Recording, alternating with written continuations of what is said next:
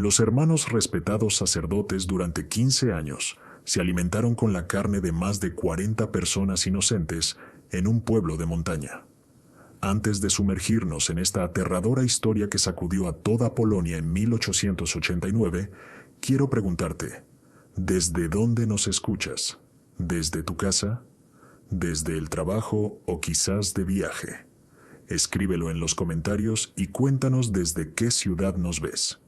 Y si este relato oscuro te interesa, recuerda suscribirte. Tenemos muchas más historias como esta para ti. Hoy te llevaremos en un viaje a los remotos Tatras, donde la fe y el mal se entrelazaron de la forma más espantosa. El viento invernal sacudía las ramas de los abetos que rodeaban el pequeño pueblo, al pie de los Tatras. Era una de esas aldeas aisladas donde el tiempo corría de manera distinta al resto del mundo. La nieve crujía bajo los pies de los habitantes, y el humo de las chimeneas se mezclaba con la niebla que cubría las cimas montañosas. En ese paisaje áspero pero hermoso se erguía una modesta iglesia de madera, y junto a ella, la pequeña casa parroquial. El presbiterio, que desde hacía 15 años era hogar de 2 hermanos sacerdotes. Jacob Kowalczyk, párroco de 42 años, era un hombre alto y delgado como un palo. Sus ojos claros tenían algo hipnótico y su voz era tan profunda y resonante que incluso un susurro sonaba como un sermón. Todos en el pueblo lo trataban con el mayor respeto. Las mujeres jóvenes bajaban la mirada cuando hablaba y los hombres mayores se quitaban el sombrero desde lejos. Mateusz, 5 años menor, era lo opuesto en constitución física, fornido, con un rostro redondo y una sonrisa cálida que iluminaba incluso los días más oscuros. Los niños corrían hacia él para recibir su bendición. Las madres le pedían consejos sobre la crianza de sus hijos. Se le consideraba un hombre santo, cuya bondad no conocía límites. Elena Nowak, de 43 años, panadera de la panadería local, acababa de terminar de preparar el pan para el día siguiente. Sus fuertes manos, formadas por años de amasar masa, se movían con la destreza que da la experiencia. Desde la ventana de su panadería observaba la vida del pueblo.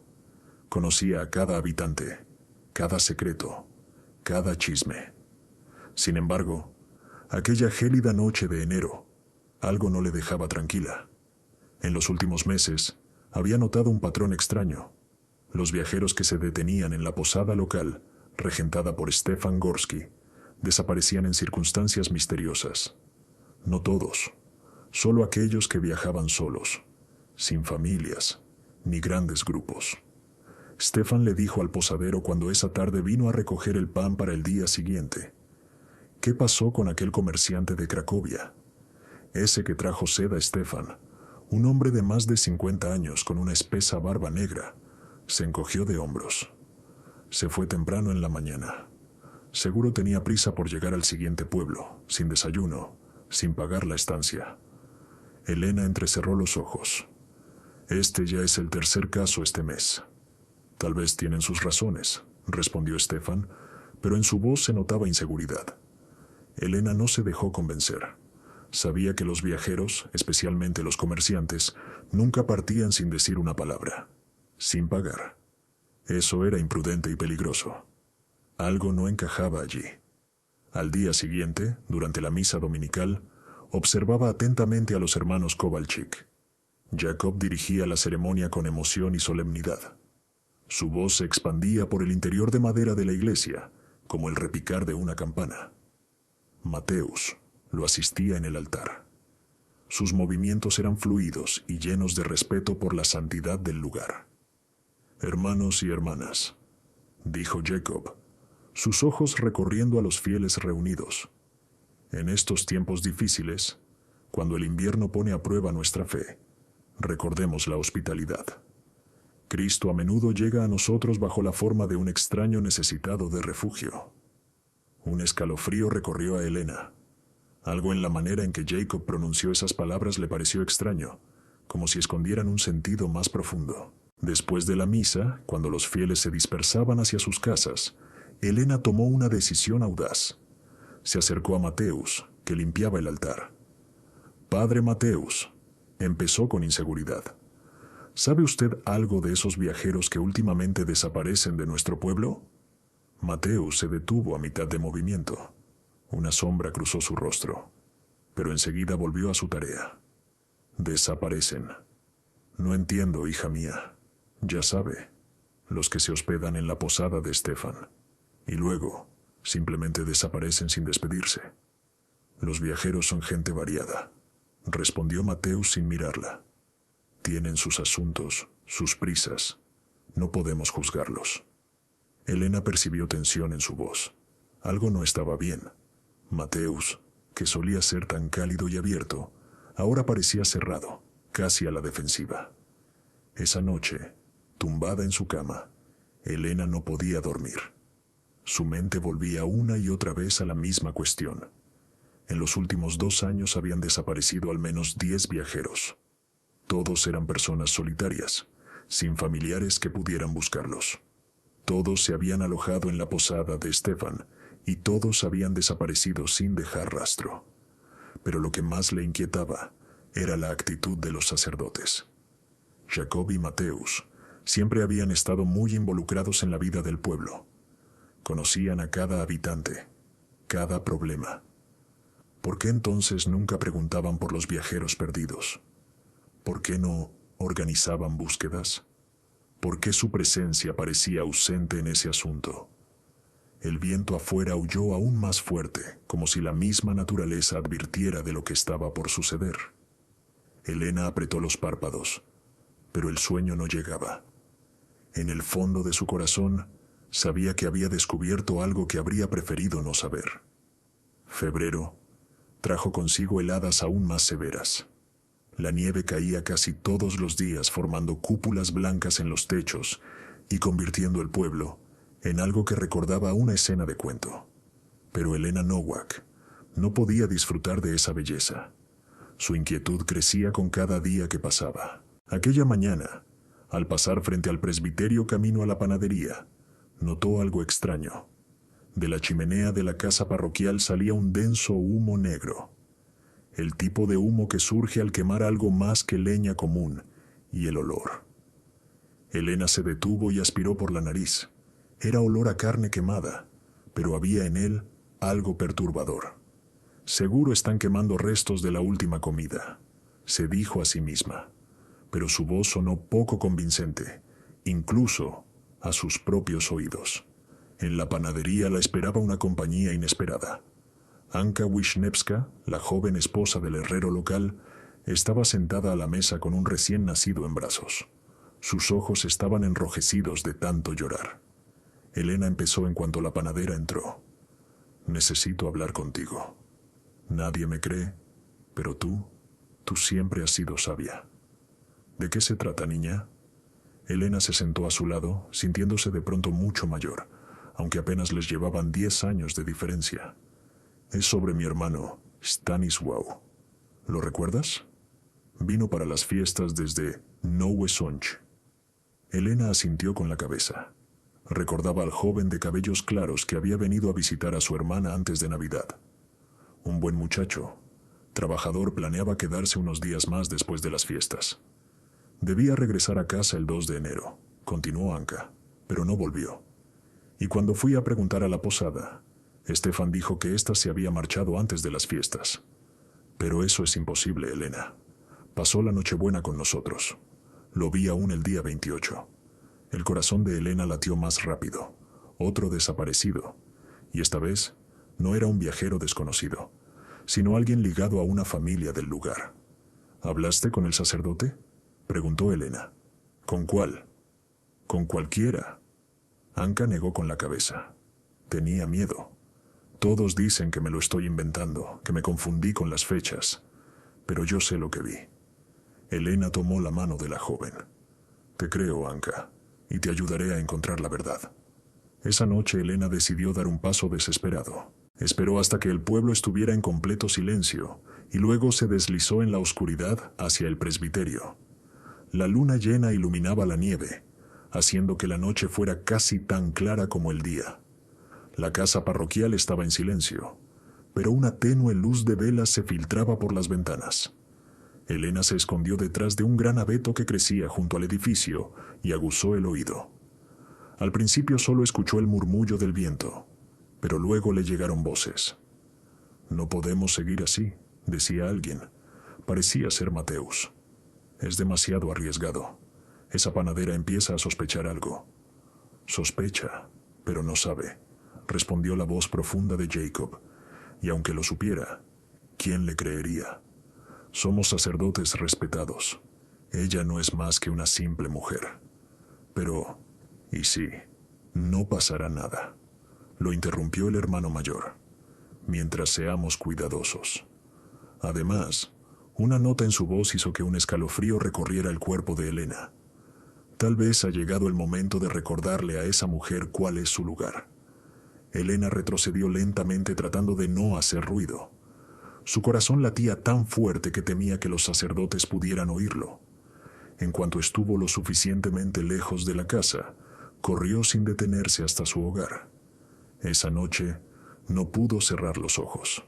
Las palabras de los sacerdotes daban vueltas en su cabeza. No habían dicho nada concreto, pero algo en el tono de sus voces, en la forma en que hablaban de ella, la llenaba de un miedo paralizante. A la mañana siguiente, mientras preparaba el pan para toda la semana, Mateus entró en la panadería. Su habitual sonrisa cálida ahora parecía forzada, y en sus ojos, Elena vio algo que nunca había visto antes, una advertencia. Elena dijo con voz tranquila pero firme: «He oído que andas haciendo preguntas sobre los viajeros». «Yo solo», empezó ella, pero Mateus levantó la mano para detenerla. «En pueblos pequeños como el nuestro, los rumores se esparcen rápido», continuó. «A veces pueden dañar a personas inocentes. ¿No crees que sería mejor ocuparte de tus propios asuntos?». No había agresividad en su voz, pero Elena sintió claramente la amenaza. No era un consejo, era una advertencia. «Por supuesto, padre», respondió ella, esforzándose por sonar natural. «Perdón si ofendí a alguien». Mateus asintió con la cabeza y salió, pero Elena lo vio detenerse frente a la panadería y quedarse por un largo momento mirando hacia adentro por la ventana. Tan pronto como desapareció de su vista, Elena cerró su tienda y corrió hacia la casa de Anka Wisniewska. La joven abrió la puerta con su bebé en brazos, pero su rostro se endureció de inmediato al ver la expresión de Elena. «Tenemos que contactar a alguien de afuera», dijo Elena sin rodeos. «Alguien que tenga autoridad y que no le tema a los sacerdotes». «¿De qué estás hablando?». «De que tu hermano puede no ser la única víctima y de que nuestro próximo paso puede decidir si vivimos o morimos». El abad, Franciszek Malinowski, llegó al pueblo a principios de marzo, cuando la nieve ya comenzaba a derretirse, revelando los primeros signos de la primavera. Era un hombre de mediana edad, con cabello encanecido y penetrantes ojos marrones que parecían ver más de lo que la mayoría desearía mostrarle. Su llegada fue precedida por una carta enviada por Elena al obispado de Cracovia, escrita en desesperación y temor, pero también con la determinación de una mujer que sabía que había descubierto algo terrible. Que la carta llegara a las manos adecuadas no fue casualidad. Elena tenía un primo, Jan, que trabajaba como escribiente en la oficina del obispo. Fue a él a quien confió sus sospechas más oscuras, pidiéndole una intervención discreta de alguien con autoridad eclesiástica. El abad Malinowski se hospedó en la posada de Stefan Gorsky, lo cual ya representaba la primera prueba. Stefan, visiblemente nervioso por la visita inesperada de un alto clérigo, trató de mostrarse lo más amable posible, pero Elena, que observaba desde la ventana de la panadería, notó el sudor que le corría por la frente a pesar del aire fresco. El primer paso del abad fue, por supuesto, una reunión oficial con los hermanos Kowalczyk. Elena los vio cruzar juntos la plaza hacia el presbiterio, Yuberguido y confiado, Mateus algo tenso, y Malinowski con una expresión neutral pero atenta. Esa misma noche, el abad llamó a la puerta de la panadería. «Soy Franciszek Malinowski», se presentó. «Podemos hablar». Elena lo dejó pasar. Sus manos temblaban ligeramente. «El padre abad recibió mi carta». «La recibí, y lo que escribiste es muy grave». respondió con voz serena, pero firme. ¿Puedes contarme todo desde el principio? Cada detalle puede ser importante. Durante la siguiente hora, Elena le relató todo. Los viajeros desaparecidos, el comportamiento extraño de los sacerdotes, el hermano perdido de Anka, la conversación nocturna que escuchó, la advertencia de Mateus. El abad escuchó en silencio, tomando notas ocasionales en un pequeño cuaderno. ¿Tienes alguna prueba concreta?, preguntó al final. Elena negó con la cabeza. Solo mis observaciones y mi instinto. Pero, padre abad, estoy segura de que aquí está ocurriendo algo terrible. El instinto a veces es la herramienta más importante para descubrir la verdad, respondió Malinowski. Mañana comenzaré una investigación discreta, pero debo advertirte, si tus sospechas se confirman, significa que todos estaremos en peligro. Al día siguiente, el abad comenzó su labor. Bajo el pretexto de una inspección parroquial, empezó a hacer preguntas a los habitantes del pueblo. Habían visto viajeros últimamente. Notaron algo extraño en el comportamiento de los sacerdotes. Habían oído ruidos sospechosos desde el presbiterio. La mayoría de la gente respondía con cautela. En un pueblo pequeño todos se conocían y los hermanos Kowalczyk eran respetados desde hacía 15 años. Nadie quería ser el primero en decir algo en su contra, pero el abad Malinowski era un investigador experimentado. Había trabajado en casos de corrupción eclesiástica, abusos financieros e incluso en varios incidentes de violencia. Sabía reconocer el miedo en los ojos de las personas y distinguir la lealtad de la intimidación. Y lo que vio en los ojos de los aldeanos al preguntar por los sacerdotes no era protección leal hacia sus amados pastores, era miedo. Stefan le dijo al posadero en su tercer día en el pueblo: «Necesito que seas sincero conmigo. Estoy aquí para ayudar, no para castigar». Stefan estaba sentado en la cocina. Sus gruesos dedos se apretaban y aflojaban sobre la mesa de madera. «No sé de qué habla, padre. De los viajeros que se alojan contigo y luego desaparecen sin dejar rastro». La cabeza de Stefan se inclinó, permaneció en silencio por un largo rato y luego susurró: «Ellos me dijeron que guardara silencio». «¿Quiénes?» «Los sacerdotes me dijeron que si hacía demasiadas preguntas o hablaba de los huéspedes desaparecidos, podría pasar que mi propia hija también desapareciera la próxima vez que viajara al pueblo». El abad sintió que la sangre se le helaba en las venas. «¿Cuántas personas han desaparecido, Stefan?» «No los cuento. No quiero contarlos, pero son muchos, muchísimos». Stefan levantó la vista con los ojos llenos de desesperación. Todos los que viajaban solos, todos los que nadie vendría a buscar. Y nunca intentaste advertirles cómo iba a hacerlo. Los sacerdotes siempre aparecían a la mañana siguiente, preguntaban por los huéspedes, los invitaban a desayunar al presbiterio y luego, nunca los volvía a ver. El abad Malinowski se levantó de la mesa. Ya sabía lo suficiente como para actuar, pero también sabía que necesitaba pruebas, evidencias reales, tangibles.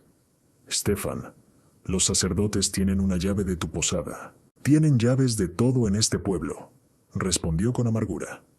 «Después de todo, son nuestros pastores espirituales». Esa noche, el abad Malinowski escribió una carta urgente a las autoridades de Cracovia, solicitando apoyo discreto en forma de algunos soldados. Pero sabía que no podía esperar una respuesta. Si sus sospechas eran ciertas, cada día de demora podría significar una nueva víctima. Tenía que entrar al presbiterio él mismo y encontrar pruebas. Y tenía que hacerlo esa misma noche. La noche no tenía luna, lo cual el abad Malinowski consideró una bendición. Nubes densas cubrían el cielo y las únicas fuentes de luz eran las velas que parpadeaban tras algunas ventanas. La mayoría del pueblo dormía profundamente. En las aldeas montañosas la gente se acostaba temprano y despertaba con los primeros rayos del sol. Franciszek Malinowski no era un hombre joven, pero los años pasados en el monasterio le habían enseñado paciencia y sigilo. Envuelto en un abrigo oscuro, Se desplazaba con cautela entre los edificios, evitando los lugares donde la nieve crujía bajo los pies. Desde afuera, el presbiterio parecía tranquilo. Una delgada columna de humo salía de la chimenea, pero las ventanas estaban oscuras. El abad se detuvo junto a la pared trasera del edificio y escuchó. Durante varios minutos solo oyó el viento entre los árboles, pero entonces un sonido diferente lo alcanzó. Rítmico, constante, familiar. Era el sonido de alguien partiendo leña, pero a mitad de la noche, siguiendo el sonido, descubrió que provenía del subsuelo. Buscando la fuente, encontró unas escaleras estrechas que llevaban al sótano que había notado antes. El presbiterio era el único edificio en el pueblo con un sótano completo, algo práctico en ese clima de montaña. La puerta del sótano estaba entreabierta. Por la rendija se filtraba una tenue luz de vela. El abad se acercó con cautela y miró dentro. Lo que vio superaba sus peores temores. El sótano era mucho más grande de lo que indicaba el exterior del edificio. Las paredes estaban excavadas en la roca y el techo sostenido por gruesas vigas, pero no era la arquitectura lo que le heló la sangre. En el centro de la sala había una gran mesa de madera, y sobre ella el abad tuvo que apretar los dientes para no gritar. Había restos humanos. Alguien los estaba descuartizando meticulosamente, usando varias herramientas dispuestas sobre mesas auxiliares. Era Jacob, el hermano mayor. Trabajaba en silencio con la concentración de quien realiza una tarea familiar. Su camisa blanca estaba manchada de sangre, pero lo más aterrador era su rostro. Mostraba una expresión de concentración, casi de satisfacción. En los rincones del sótano, el abad distinguió otros detalles: cadenas incrustadas en las paredes, una cuna con manchas marrones, un montón de huesos apilados ordenadamente junto a una pared y sobre una pequeña mesa, un libro. Era un libro, pero no uno cualquiera. El abad alcanzó a ver algunas páginas. Eran registros detallados, fechas, nombres, descripciones. Era un registro de víctimas. Se apartó de la puerta sintiendo náuseas. Sus peores sospechas se confirmaban, pero la realidad era aún más aterradora de lo que había imaginado. Debía volver, debía encontrar ayuda, pero al darse vuelta para marcharse, oyó pasos detrás de él. «Buenas noches, padre abad». La voz de Mateus sonaba tranquila, casi cortés. El abad se giró lentamente. El hermano menor estaba a pocos pasos con un grueso bastón en las manos. «Mateus», dijo el abad tratando de mantener la calma. «¿Qué está pasando aquí?» «Lo que debe pasar», respondió Mateus. «Dios nos dio esta bendición hace 15 años. Nos envió al primer viajero, un hombre que cruzaba nuestra parroquia. Estaba enfermo, moribundo. Jacob intentó ayudarlo, pero fue demasiado tarde. El abad lo escuchaba con horror, pero no lo interrumpió. Cuando murió, íbamos a enterrarlo en el cementerio. Pero Jacob tuvo una visión. Dios le mostró la verdad sobre la Eucaristía, que la comunión no es solo un símbolo, es la unión real con el cuerpo de Cristo. Mateus, eso es herejía», lo interrumpió el abad. «Es verdad», gritó el hermano menor, y su máscara de calma se desmoronó. Jacob me lo explicó. Cristo dijo: «El que come mi carne y bebe mi sangre tendrá vida eterna». No simbólicamente, sino literalmente. Y por eso, asesinan a personas inocentes. No los asesinamos, los elegimos. Cada uno que muere en nuestras manos se convierte en parte del cuerpo místico. Se convierte en nuestro alimento sagrado, en nuestra verdadera comunión. El abad comprendió que no solo estaba frente a asesinos, sino ante hombres completamente trastornados, que habían construido una teología demente alrededor de sus crímenes. «¿Cuántas personas han muerto?», preguntó. 42, respondió Mateus con un orgullo aterrador. 42 almas que nos ayudaron a acercarnos a Dios. En ese momento, Jacob salió del sótano. Sus manos estaban cubiertas de sangre y sus ojos ardían con una luz extraña. «Abad Malinovsky», dijo con voz profunda, «Dios te ha enviado a nosotros. Dios me envió para poner fin a esta locura impía. Jacob rió un sonido frío metálico. No, abad. Dios te envió como el siguiente alimento, como la víctima número 43. El abad comenzó a retroceder, pero Mateus ya estaba detrás de él. Sabía que debía actuar rápido o terminaría como todas las víctimas anteriores. Están engañados, dijo en voz alta tratando de ganar tiempo. Lo que hacen no es servicio a Dios. Es servicio al Jacob. Se acercó. Él no nos daría tanto poder, tanta cercanía con Dios. Durante 15 años no nos hemos enfermado, no hemos envejecido como los demás. Es una bendición. El abad miró el rostro del hermano mayor y con horror comprendió que Jacob realmente parecía más joven de lo que debía. Pero eso no era una bendición, era una máscara de locura que deformaba su rostro. Esa bendición es una maldición, dijo el abad, y sus víctimas son almas inocentes que claman justicia. En ese instante se escucharon ruidos afuera, gritos, cascos de caballos, el sonido de armaduras.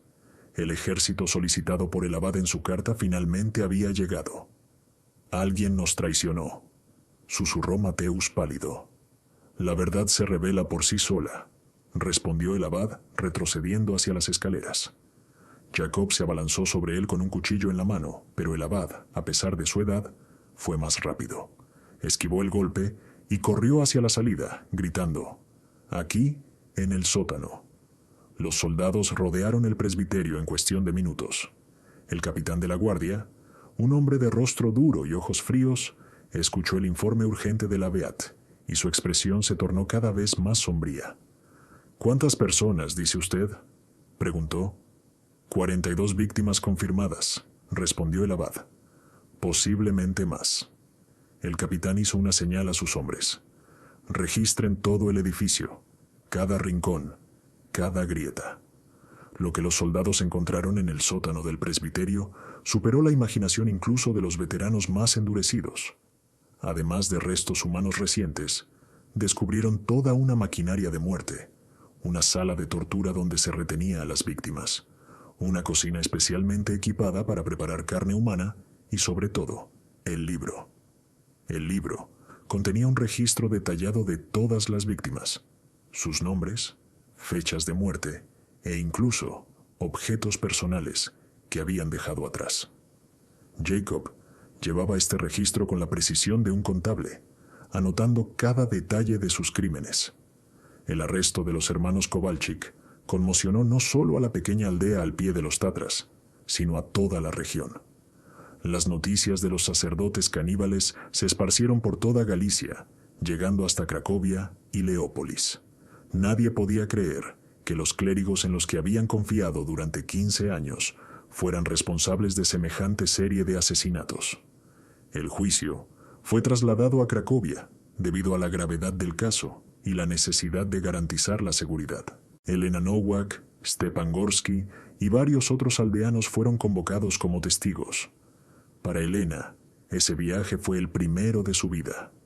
Nunca antes había salido de su aldea montañosa. La sala del tribunal estaba abarrotada. Periodistas de toda la monarquía austro-húngara acudieron a cubrir este caso extraordinario. En primera fila se sentaba Elena, su rostro pálido, pero con la misma determinación en la mirada. Cuando los hermanos Kowalczyk fueron llevados a la sala, cayó un silencio sepulcral. Jacob caminaba erguido con la cabeza en alto, como si no estuviera camino a juicio, sino a una ceremonia de triunfo. Sus ojos seguían ardiendo con esa misma luz extraña que el abad había visto en el sótano. Mateus, en cambio, era su opuesto. Encorvado con la mirada baja, parecía un hombre roto por el peso de su culpa. El juez, un hombre mayor de rostro severo, comenzó a leer el acta de acusación. La lista de cargos era larga: asesinato en primer grado, canibalismo, profanación de cadáveres, secuestro, participación en crimen organizado. Jacob Kowalczyk, se dirigió el juez al mayor de los hermanos. ¿Cómo se declara ante los cargos que se le imputan? Jacob se levantó lentamente. Cuando habló, su voz resonó en toda la sala con la misma fuerza con la que había predicado durante 15 años, culpable de todos los cargos y orgulloso de lo que hice. Un murmullo de asombro recorrió la sala. Incluso el juez pareció sorprendido por una confesión tan directa. ¿Es usted consciente de la gravedad de esas palabras? Soy consciente de la gravedad de mi misión, respondió Jacob. Durante 15 años serví a Dios de una manera que ustedes no comprenden. Cada una de nuestras víctimas fue un acto de amor, un acto de verdadera comunión con Cristo. Y usted, Mateusz Kowalczyk. El juez se dirigió al hermano menor. Mateusz se levantó temblando de pies a cabeza. «Culpable», susurró. «Culpable y lo siento. Lo siento por todas esas almas. Lo siento por sus familias. Lo siento ante Dios por lo que hice». La diferencia entre los hermanos era impactante. Jacob seguía siendo un fanático inquebrantable hasta el final, mientras que Mateusz parecía un hombre que finalmente había despertado y visto el infierno que había ayudado a construir. Los testigos contaron sus historias. Elena habló de sus sospechas. Stefan, entre lágrimas, relató cómo los sacerdotes lo obligaban a cooperar bajo amenazas. Anka Wisniewska, viuda del herrero, habló de la desaparición de su hermano. Pero el momento más espantoso del juicio fue la lectura de fragmentos del libro que Jacob llevaba. El secretario del tribunal los leyó con voz monótona, pero cada palabra era como un martillazo. 20 de octubre de 1874. Anastasia Kowalski, comerciante de Nowy Sącz. Edad, aproximadamente 35 años. Preparado durante 3 días. Carne de alta calidad. Dimos gracias a Dios por este regalo. 3 de noviembre de 1875. María Petraskevich, viuda de Cieszyn. Edad aproximadamente 28 años. Al principio se resistió, pero finalmente aceptó su destino. Sus últimas palabras fueron una oración. La lista parecía interminable. 42 entradas. 42 vidas humanas brutalmente truncadas, al servicio de las fantasías enfermizas de 2 hombres. El abogado defensor de Mateusz intentó retratarlo como víctima de la influencia de su hermano mayor, un hombre engañado por el carisma de un fanático. Jacob, por su parte, rechazó cualquier defensa, afirmando que sus actos no necesitaban justificación.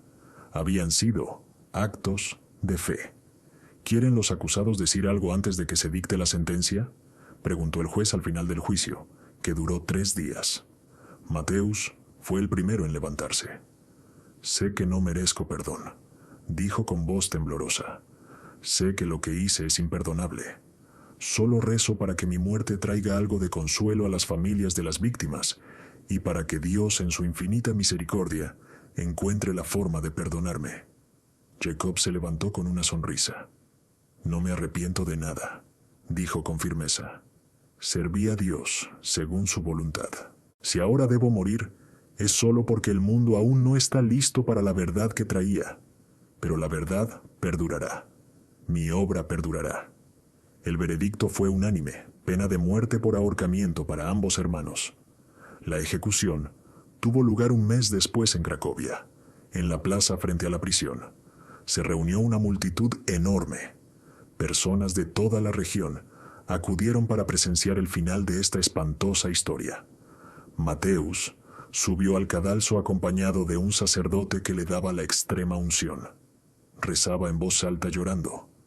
Cuando le colocaron la soga al cuello, sus últimas palabras fueron: «Perdóname, Señor, y recíbeme a tu lado, a pesar de mis pecados». Jacob rechazó la ayuda de un sacerdote. Caminó hacia la muerte con la cabeza en alto y al situarse sobre el cadalso, gritó al público: «Recuerden mis palabras. La verdad que portaba será comprendida algún día». Cuando las cuerdas se tensaron en sus cuellos, la multitud estalló en gritos y aplausos. Se había hecho justicia. El presbiterio fue demolido incluso antes del juicio. Los aldeanos no podían soportar la idea de que el edificio donde se habían cometido aquellos horrores siguiera en pie. Las piedras se usaron para construir un muro en el cementerio. De ese modo, un lugar de muerte fue transformado en un lugar de eterno descanso. Helena Nowak, regresó a su aldea como heroína, pero no se sentía como tal. Durante años se despertó por la noche atormentada por pesadillas de lo que había visto en el sótano del presbiterio. Nunca se casó. Dedicó su vida al trabajo y a ayudar a los demás aldeanos. Stefan Gorsky cerró su posada y emigró a América. No podía seguir viviendo en un lugar donde, sin saberlo, había ayudado durante años a que los asesinos encontraran víctimas. La aldea al pie de los Tatras fue recuperando poco a poco la normalidad, pero nunca volvió a ser la misma. Durante décadas, los habitantes hablaron en susurros sobre los eventos de 1874 a 1889, transmitiendo esa historia terrible a las nuevas generaciones como advertencia contra la fe ciega en las autoridades. En el lugar donde antes se alzaba el presbiterio, se plantaron arbustos de rosas silvestres. Cada primavera florecían con flores blancas. Los habitantes del pueblo creían que eran las almas de las víctimas, dando una señal de que finalmente habían encontrado la paz. Pero a veces, en las noches más oscuras, los ancianos del pueblo juraban que aún podían escucharse sonidos que emergían de la tierra, forcejeos, gritos y esa risa espeluznante de Jacob Kovalchik que ni siquiera la muerte había logrado silenciar. La historia de los sacerdotes caníbales de los Tatras se convirtió en uno de los capítulos más oscuros en la historia de la Iglesia polaca, recordando hasta dónde puede llevar el fanatismo religioso cuando se combina con el aislamiento y el poder sobre personas indefensas. Hasta el día de hoy, los historiadores siguen debatiendo si los hermanos Kowalczyk fueron víctimas de una enfermedad mental, o si simplemente despertaron en sí mismos instintos primitivos y salvajes que ocultaron tras la fachada de la piedad religiosa. Solo una cosa quedó clara: sus crímenes permanecerán para siempre en la memoria colectiva, como prueba de que los monstruos más terribles a menudo se esconden tras las máscaras más nobles. Yes.